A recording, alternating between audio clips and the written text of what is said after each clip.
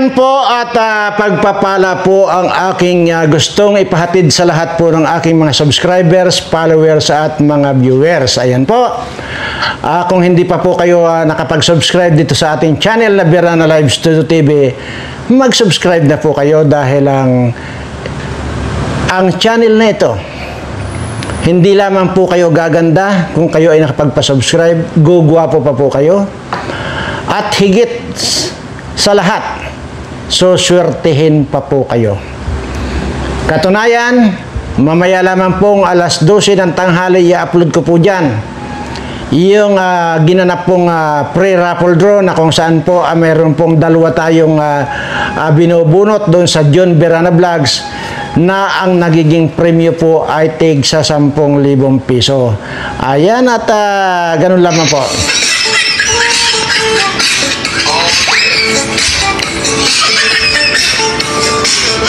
Kaya yun po ang sinasabi ko lagi dito. At tinutupad ko lamang po kung ano yung binibigkas ko rito. So, ibig po sabihin, una-unahan lamang po yung swerte. Ika nga, hindi man kayo mapagsabay-sabay, ay tiyakan na talagang suswertehin nga kayo. So, ano po inaantay nyo? Subscribe na.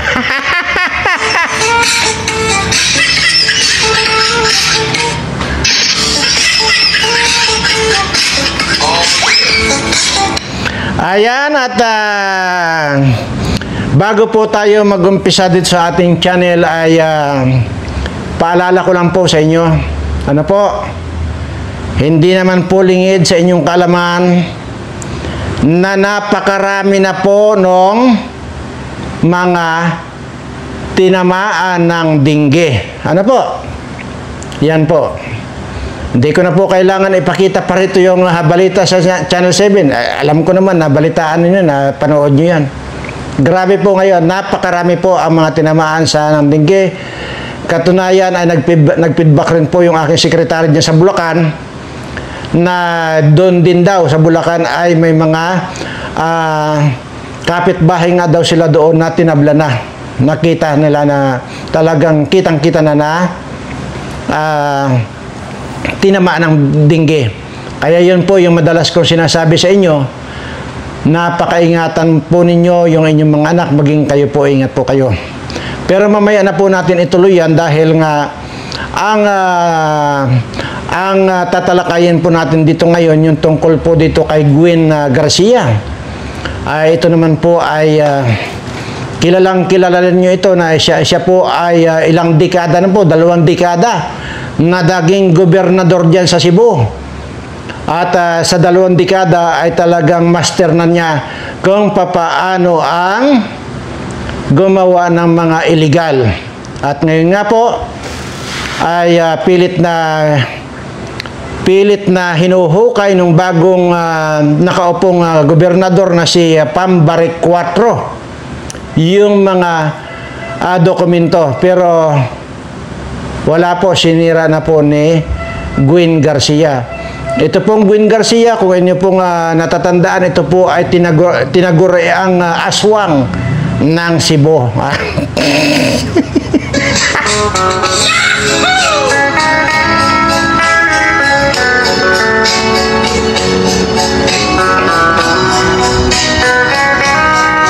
At ngayon nga po ay hindi na raw po siya mahagilap ngayon. Pinaghahanap na po siya ng otoridad, hindi na po mahagilap. Pero, may tumawag po sa aking mga paniki na ang sinasabi, Mr. Birana, pakitulungan nyo naman kami rito sa aming tahanan dito sa ilalim ng kuweba. Sabi ko, anong tulong ang kailangan ninyo? Baka namang pwede yung paalisin itong si Gwen Garcia dito dahil di ba Mr. Birana, pagka minsan napapagkamalang kaming aswang, lalo na kung lumilipad kami sa gabi, naghanap kami ng pagkain. Oo nga naman, sabi ko, ay lalo nga mapapagkamalan kami ngayon na aswang kasi mas malaki itong aswang na nakihalubilo pa dito sa amin. So, mapapatunay na talaga na mga aswang kami rito. At kung maaari sana, magre-request kami, Mr. Birana, na pakitawagan mo naman si General Torre para hulihin na niya itong si Gwen Garcia na alias Aswang ng Cebu. Ayan.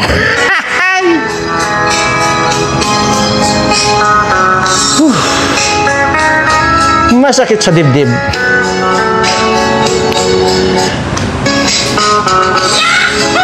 Para sa iyo, Miss Gwen Garcia, huwag mo naman sanang istorbohin yung mga nananahimik na mga paniki dyan sa kanilang tahanan sa ilalim ng kuweba. Maghanap ka na lang ng ibang matataguan. Pwede ka man magtago doon sa mga buwilit na mga alaga mo. Ito yung time, Madam Gwen, para pakinabangin mo naman yung mga inalagaan mong mga buwilit at itago ka at huwag nang mang-istorbo pa dito sa mga tahanan ng mga paniki. Ay.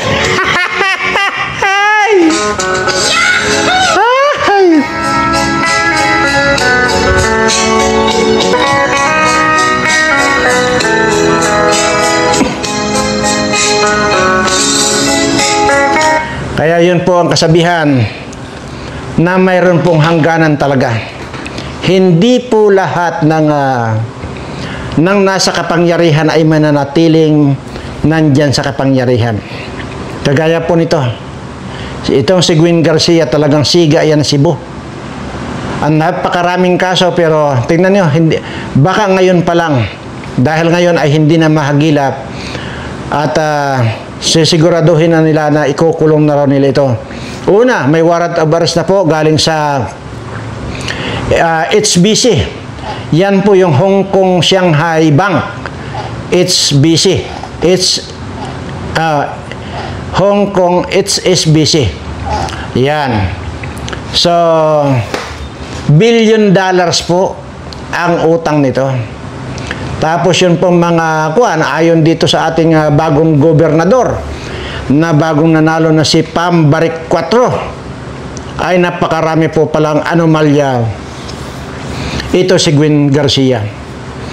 Kaya madam, sumuko ka na. Hindi ka makakaligtas kay Tore.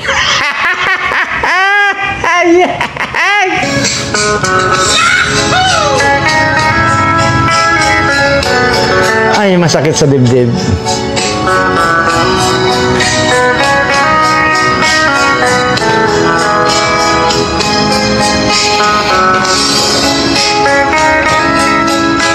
Pero bago ko po balikan yan, balikan pa rin po natin yan at ito po kasi ang napaka-importante na hindi na kailangan kong ulitin yung sinabi ko kaninang una na nagkalat na po ang dinggi. Ngayon, ano po? So, ako naman ay kampante na dito sa mga subscriber ko ay walang tatamaan. At kampante rin ako na walang mamamatay dito sa mga subscriber ko dahil sa dinggi. Bagkus, ang tamaan at kagatinsanan nitong mga lamok na ito na may daladalang dinggi ay itong mga politikong mga kawatan. Anyway, kagatin man yan o hindi, marami na po sila ang may mga nagtataglay ng virus. Virus po ni Aida. Ayan. So, i-advance na po natin yung ating condolences dito sa mga politikong mga mayroon ng tinataglay na AIDS. Ayan. So,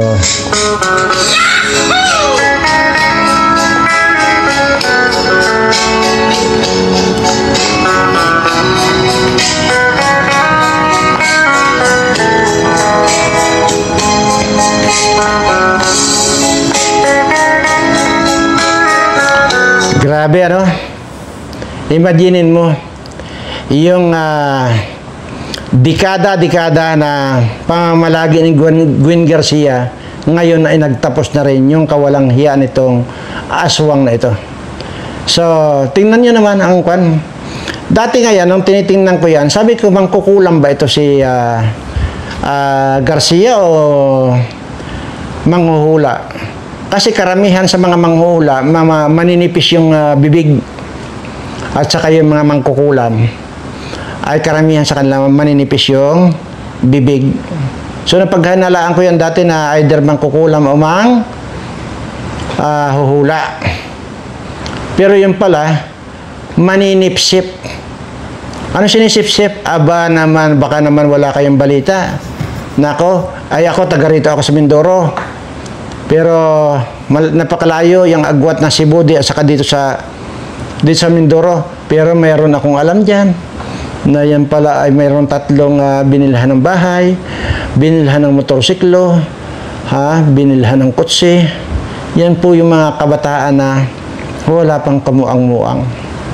Grabe. Ay, nako. Kaya ubos yung pera ng Pilipinas. Sakit.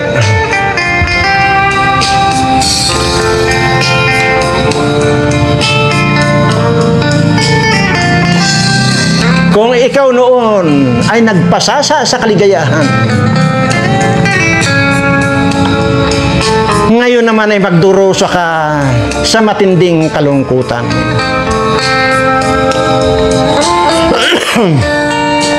At kung noon ang kasama mo ay mga naggugupuhang mga kabataan, ngayon naman ang kasama mo yung mga nabubwisit na paniki sa iyo. Ay, grabe talaga. Nabubwisit yung mga paniki sa iyo. Gwen, lumabas ka na. Huwag mo namang buwisitin yung mga paniki dyan. Ikaw naman, hindi mo tahanan yan. Mas maganda pa nga pagka lumantad ka, abay bibigyan ka naman ni Tore ng mahusay na tulugan mo sa Muntinlupa. Ayan.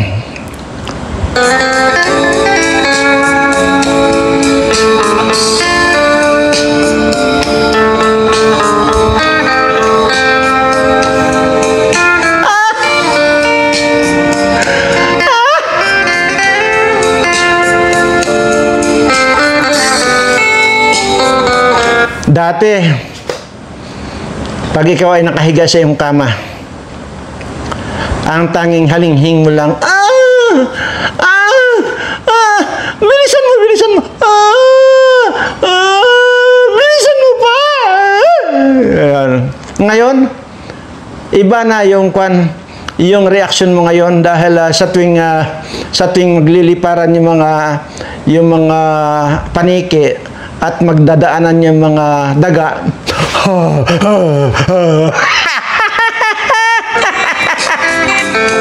Ay, nako, Gwen.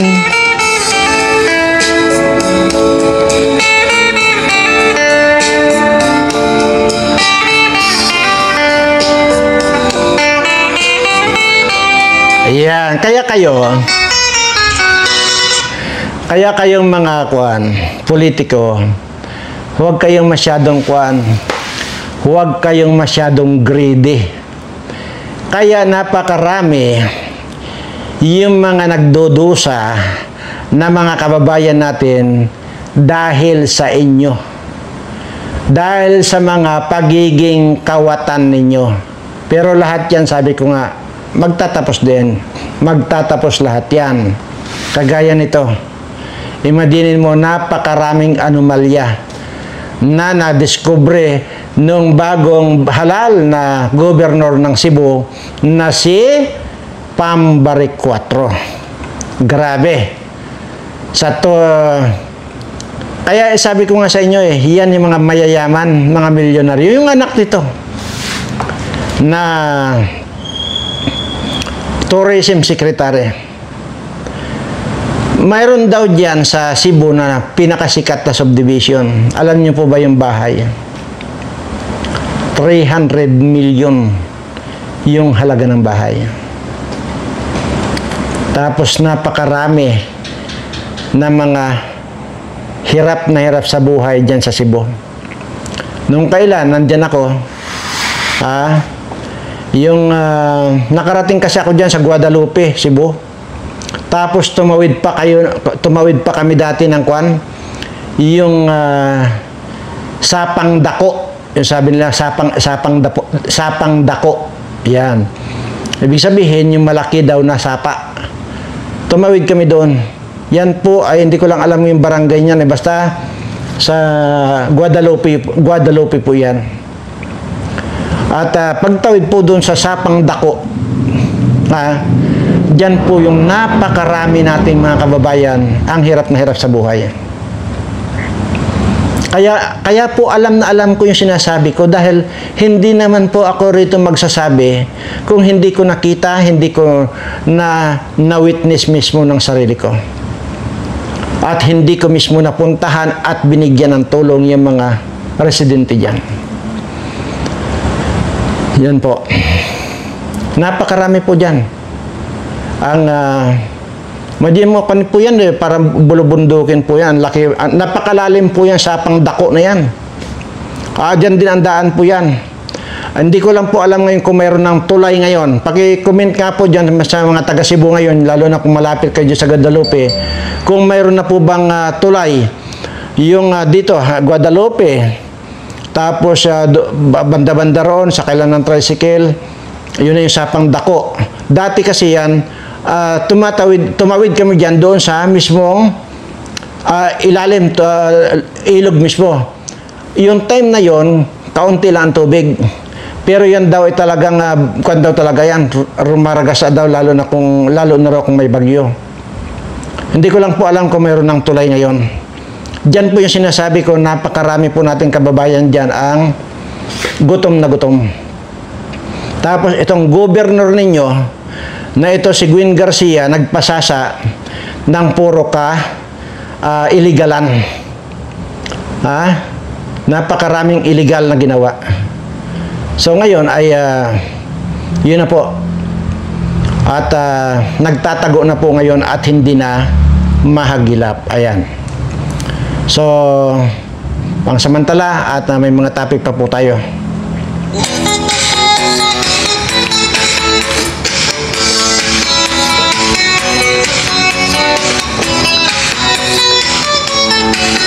Yay!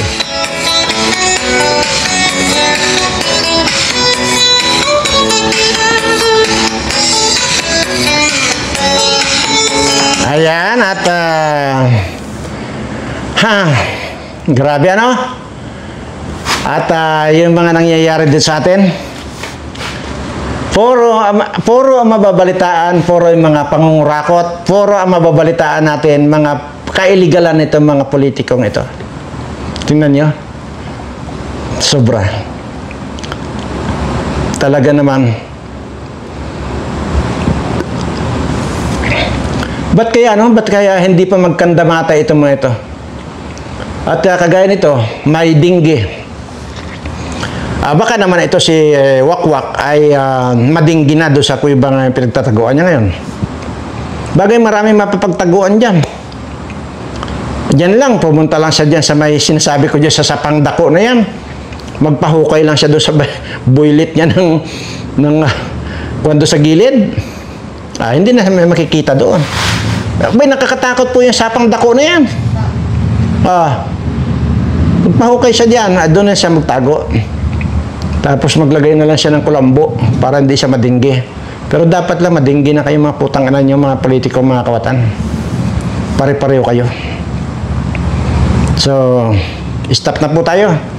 Tama na po yung ating ibinalita na ito pong si Gwen Garcia na tinaguriang aswang ng Cebu ay pinaghahanap na po ng batas ngayon. So, malipat naman po tayo dito sa itong napakaraming kumakalat po. Talagang parami na po ng parami. Biglang bulwak po yung parami ng virus na nagkahawa-hawa na itong mga virus ng AIDA. Yan po yung AIDA na yan. Alam niyo na po yan. Yan po yung dahil sa kalibugan, yan nagkakahawa-hawa na. Anyway po, mayroon po nag-comment dyan kung Mr. Birana, nakakahawa po ba ang AIDS? At kung hindi nakikipagtalik.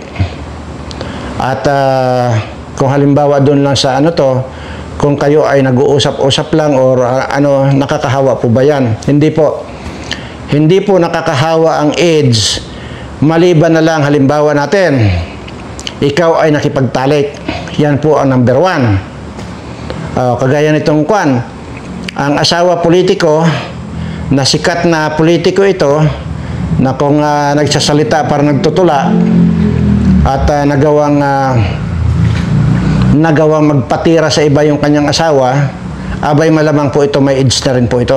Okay, balik po tayo kung yung sa tanong kung nakakahawa ba raw yung AIDS.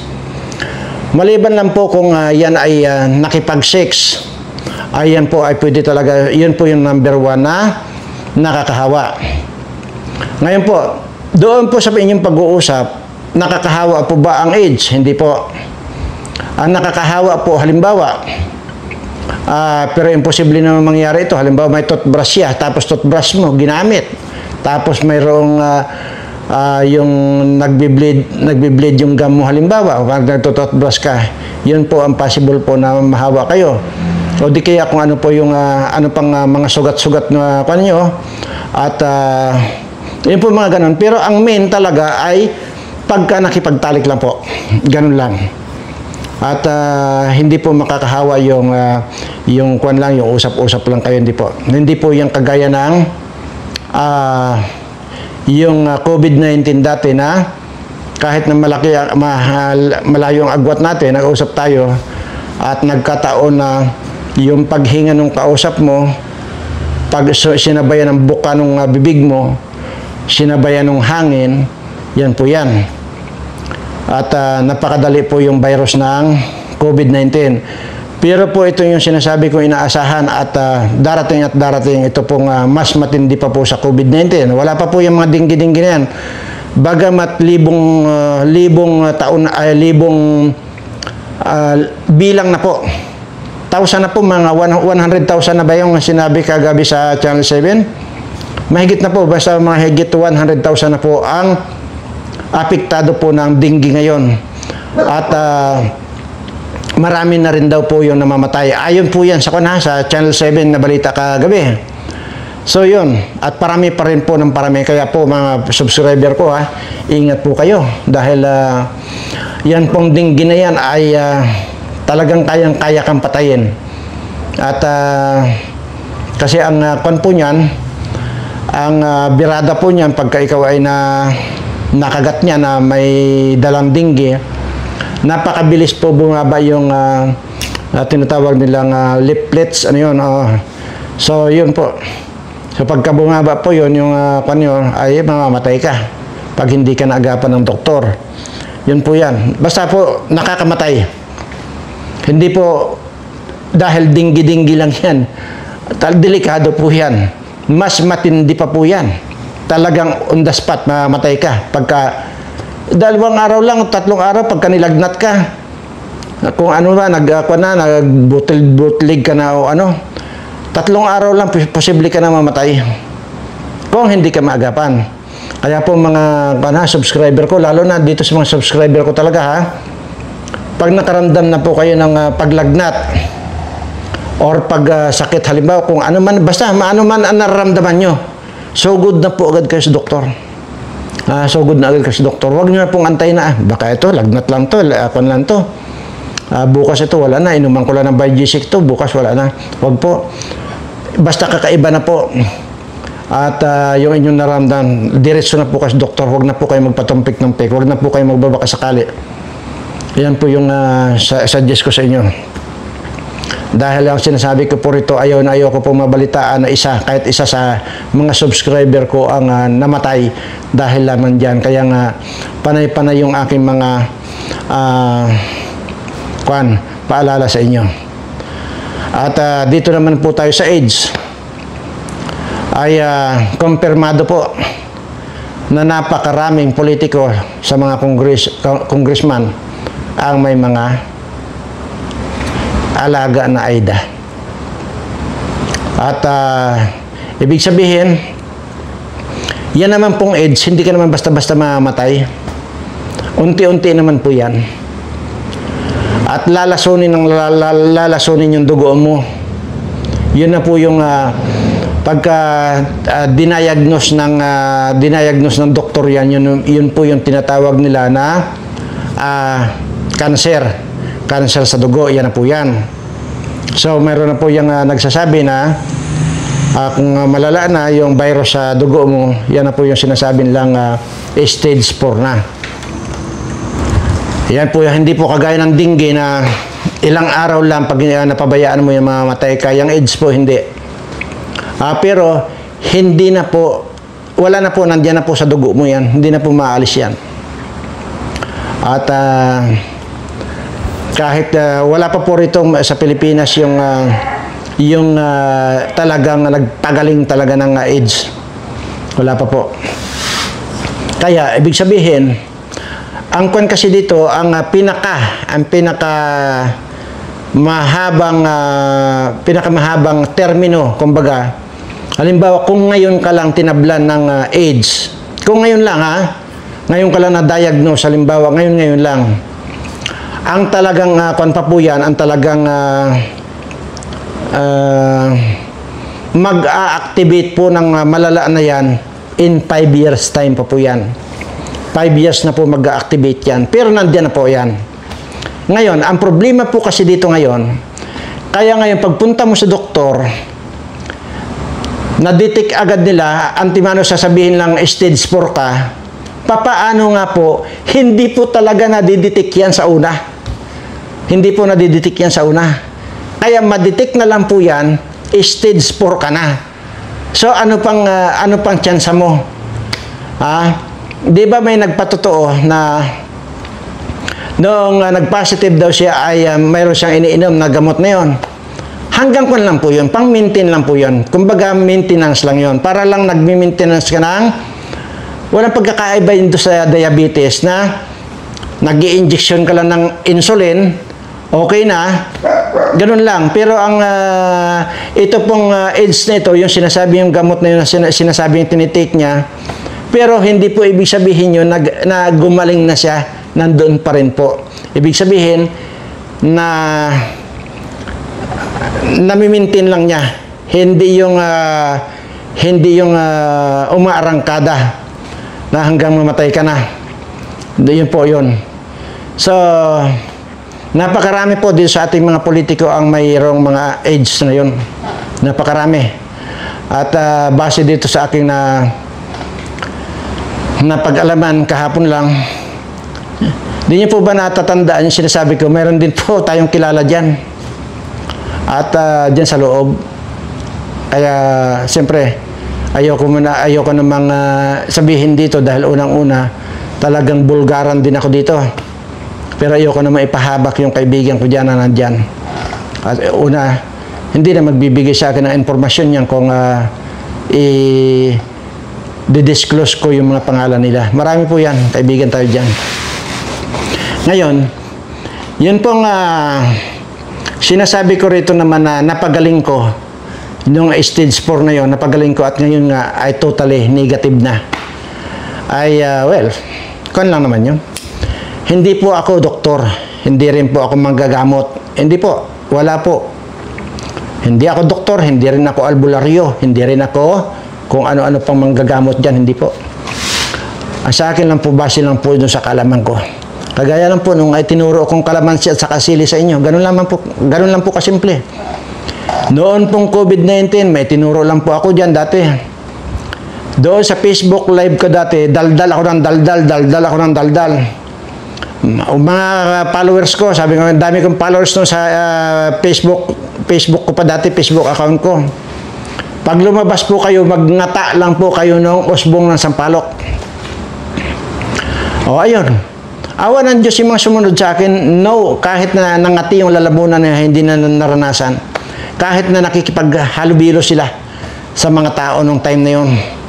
Pero yung kapitbahay ko, ulitin ko lang, 10 beses ko na yata sinabi to. Pero yung kapitbahay ko, ang sabi, puro kalukuhan lang daw ako.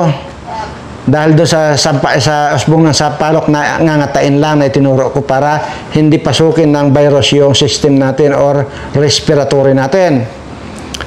Ay awa ng Diyos, lahat yung sila ng mga pamilya na nagsabi sa akin na puro kalokohan lang daw yung tinuturo ko, ayun, lahat patay.